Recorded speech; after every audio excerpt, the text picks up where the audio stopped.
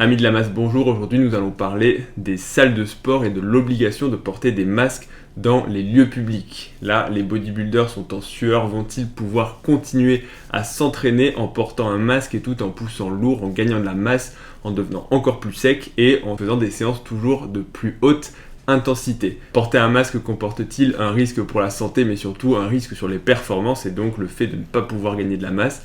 C'est ce que nous allons voir dans la vidéo d'actualité d'aujourd'hui, générique. Don't know what it's like, yeah. I've been on the side too long, don't know my pain's a nightmare. Devil on my back, fuck that and overdose. Effectivement, il y a eu un décret qui est paru pour obliger les gens à porter des masques dans les lieux couverts accueillant du public, dont les salles de sport font partie. Alors indépendamment, le sujet de cette vidéo ne sera pas de savoir si c'est une bonne mesure ou pas. Personnellement, je pense que c'en est une, mais c'est vrai que les salles de sport peuvent faire exception pour plusieurs raisons, notamment pour le fait que c'est un endroit où on fait du sport, où on va être amené à respirer de façon plus importante que la normale. La quantité d'air, le volume d'inspiration et le volume d'expiration augmentent pour augmenter les apports en oxygène pendant l'effort. Jusque-là, c'est quelque chose d'assez logique, mais du coup, grosse panique parmi les gérants de salles de sport, mais aussi parmi les membres, les amis de la masse qui sont là en train de se dire, mais déjà à la salle de sport, il y a une machine sur deux qui est condamnée, on doit se laver les mains toutes les 2 minutes, on peut plus dire bonjour, on peut plus discuter avec nos potes, on est limité en nombre et donc en gros, ça devient un petit peu difficile de s'entraîner. Donc si en plus, il faut porter un masque pendant qu'on pousse, mais comment est-ce qu'on va faire pour continuer à s'entraîner? Alors il y a la solution effectivement de s'entraîner chez soi et de dire les salles de sport c'est fini, on va faire comme pendant le confinement et on va retrouver le système D, encore une fois, home gym, où on s'entraîne comme on veut, sans masque, etc. Ou alors le fait de se dire s'il faut que je porte un masque, je vais quand même aller à la salle de sport. Mais le sujet de la vidéo, ce sera pas tellement ça, ce sera surtout de voir finalement est-ce qu'il y a un effet du masque sur la séance de sport. Alors encore une fois, je vais pas vous prendre pour des andouilles, tous ceux qui ont porté déjà un masque savent que c'est plus difficile de respirer à travers un masque et que rapidement ça devient un petit peu inconfortable. D'autant plus qu'il y a différents types de masques, encore une fois, les masques canards N95 qui filtrent totalement l'air, mais aussi les masques chirurgicaux un petit peu plus aérés comme celui que j'ai ici, c'est celui après ma journée de travail et cela laisse un petit peu plus passer l'air mais il laisse aussi passer plus de bactéries. Encore une fois, le port du masque c'est plutôt pour limiter l'excrétion de gouttelettes et on va dire pour essayer de limiter au maximum, c'est jamais 100%, mais la transmission par, encore une fois, les gouttelettes par l'air des bactéries, excusez-moi, en plus c'est pas une bactérie, le Covid c'est un virus. Mais encore une fois, si toutes les personnes portent un masque, il y aura moins de virus dans l'air et donc globalement le taux de transmission devrait baisser. En tout cas, c'est l'idée. Donc première partie, on va voir quels sont les effets des masques sur la respiration. Est-ce que véritablement ça altère les capacités respiratoires? Pour répondre à cette question, on peut regarder différentes études qui ont été réalisées sur notamment PubMed, encore une fois, qui est la ressource universelle des études. Quand on regarde les différentes études qui ont été réalisées sur les professionnels de santé qui portent un masque avant et après leur utilisation, on se rend compte qu'en fait il y a de réels effets sur l'oxygénation et sur la mécanique ventilatoire. En gros, quand vous portez un masque, qu'est-ce qui se passe? On va réduire en fait la quantité d'air qui arrive puisque finalement le masque c'est une barrière filtrante, même si ce sont des micro-tissages, il y a quand même une petite augmentation de la résistance quand on respire, puisque même si, encore une fois, l'air circule quand même, c'est pas une barrière totalement fermée, c'est pas comme si on essayait de respirer à travers une paille, l'air est quand même un petit peu filtré. Donc cette filtration d'air entraîne une augmentation de l'activité respiratoire parce qu'en fait, il faut tout simplement forcer un petit peu plus. Encore une fois, la résistance, elle reste faible par rapport à un masque de type masque d'entraînement avec une vraie restriction de l'arrivée d'air et de l'expiration de l'air. Mais malgré tout, quand on commence à le porter de façon prolongée et surtout qu'on augmente son débit respiratoire, comme c'est le cas pendant l'effort où on commence à hyperventiler, ça peut devenir, alors significatif je sais pas, mais en tout cas ça peut quand même avoir des répercussions. Qu'est-ce qui va se passer quand on porte un masque? Il y a encore une fois une étude que je vais citer puisqu'elle est assez bien faite qui s'est portée sur des femmes jeunes enceintes. Encore une fois, le but c'était de regarder est-ce qu'il y avait des effets sur les femmes enceintes puisque ça pouvait potentiellement avoir des risques sur le fœtus. Donc les femmes enceintes, certes ce sont des personnes à part entière un petit peu particulières, mais ça reste des personnes jeunes qui sont en bonne santé. On leur a fait faire un effort d'intensité assez modéré, ce que représenterait une journée de travail où on marche globalement dans un couloir à l'hôpital et où on peut faire des transferts de patients, etc. Et on s'est rendu compte en fait que le masque, pas chirurgical, mais le masque canard avait des effets sur l'oxygénation. La première chose, c'est la diminution du volume courant. Le volume courant, c'est le volume d'air que l'on inspire à chaque, encore une fois, respiration. Ce volume, il diminue de la même façon que la ventilation minute, c'est le débit d'air que l'on inspire pendant 1 minute, donc en fait c'est le volume courant multiplié par le nombre de fois où on respire, donc la fréquence respiratoire, il diminue également. La fréquence respiratoire par contre reste pareille, ça veut dire que tout simplement on va faire le même nombre de respirations mais avec un volume un petit peu moindre et donc forcément il y aura moins d'air qui va rentrer dans nos poumons.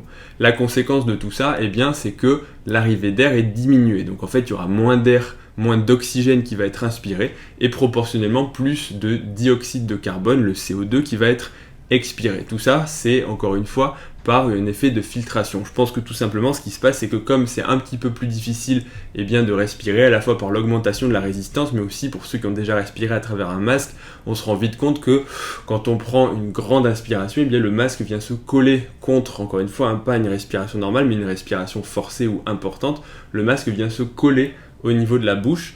Et quand on va expirer beaucoup, il va y avoir une espèce de surpression au niveau du masque et donc il va y avoir des fuites d'air à la fois au niveau des yeux, ce qui peut poser des soucis quand on porte des lunettes puisque du coup ça va faire beaucoup de buée, mais aussi par en dessous du masque. Donc instinctivement, on réduit notre ventilation minute, donc encore une fois, le débit d'air par minute. Du coup, qu'est-ce qui va se passer ? Au niveau des paramètres sanguins, on va avoir une petite diminution d'arrivée d'oxygène, donc une moindre oxygénation du sang. Encore une fois, ce sont des variations qui sont minimes, mais qui sont quand même significatives. Alors ça ressort pas dans toutes les études, comme quoi il y a encore une fois des variations, mais dans une autre étude qui étudiait sur des chirurgiens après plusieurs heures d'utilisation du masque, on se rend compte qu'en fait, quand les chirurgiens portent un masque, si on leur prend la saturation, donc encore une fois, c'est le pourcentage d'oxygène dans le sang, la saturation diminue, encore une fois, de façon très légère, mais elle diminue quand même au cours, encore une fois, de l'intervention. Donc ça veut dire qu'à la fin de l'opération, après plusieurs heures de chirurgie, les chirurgiens ont une saturation en oxygène qui est diminuée. Donc tout ça, ça plaide pour le fait que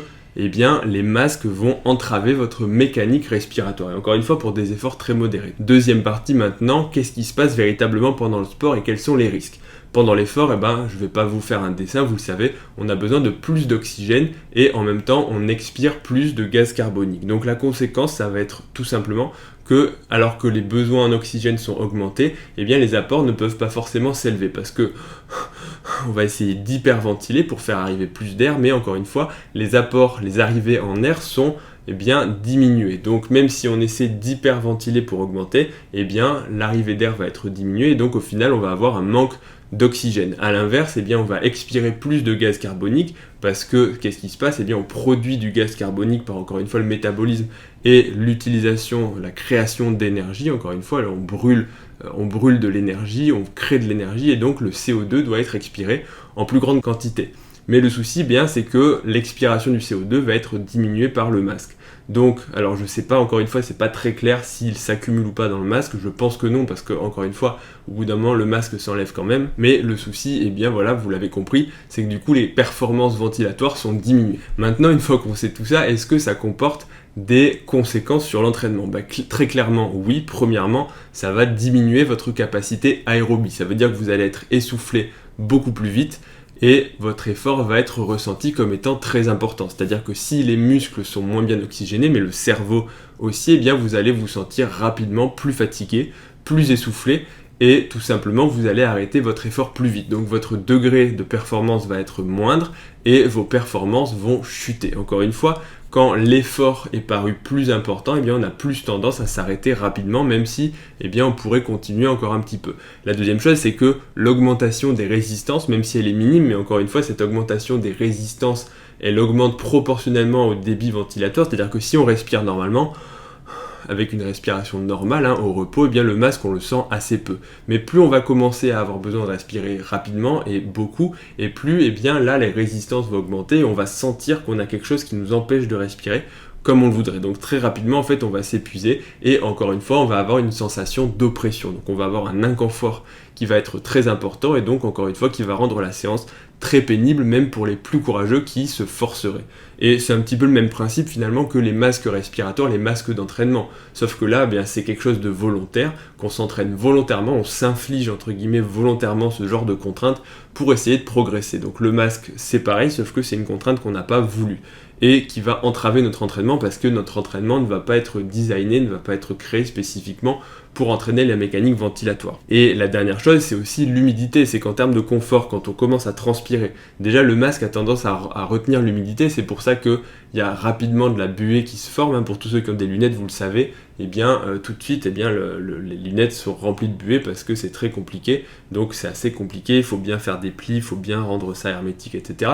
Mais on a toujours de la buée qui va s'échapper et qui va pourrir les lunettes. Donc ça veut dire que le masque devient humide, sauf que si vous êtes en train de faire une séance de sport, eh bien qu'est-ce qui va se passer ?